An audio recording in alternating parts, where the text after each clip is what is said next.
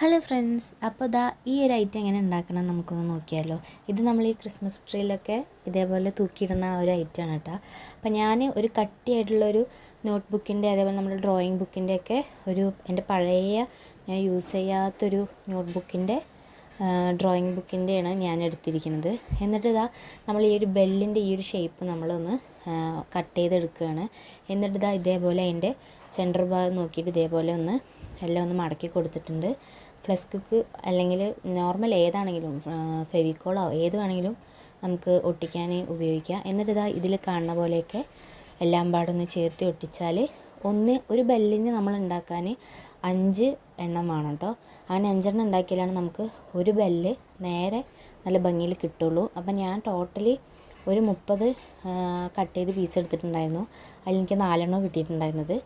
പിന്നെ അതേപോലെ ഇടയിൽ നമുക്ക് ത്രെഡൊക്കെ വെച്ച് കൊടുത്താൽ ഇതേപോലെയൊക്കെ ഒന്ന് ആക്കിയെടുത്താൽ നമുക്ക് അടിപൊളിയായിട്ട് ബെല്ല് ആയിട്ട് നമുക്ക് കിട്ടും. എന്നിട്ട് വലിയ ട്രീ നമ്മുടെ വലിയ ക്രിസ്മസ് ട്രീ ആണെങ്കിൽ അതിൽ ഈ ഒരു സൈസ് മതിയാവും.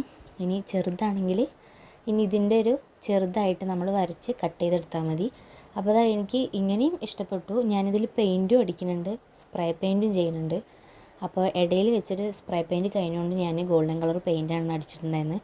അപ്പോൾ എങ്ങനെയുണ്ട്? വീഡിയോസൊക്കെ ഇഷ്ടപ്പെട്ട എല്ലാവരും ലൈക്കും ഷെയറും സബ്സ്ക്രൈബൊക്കെ ചെയ്യുക. ഇതേപോലെ നിങ്ങളും ഉണ്ടാക്കി നോക്കൂ കേട്ടോ. അപ്പോഴാണ് ഇതിൻ്റെയൊക്കെ ഒരു രസം മനസ്സിലാവാൻ പറ്റുള്ളൂ.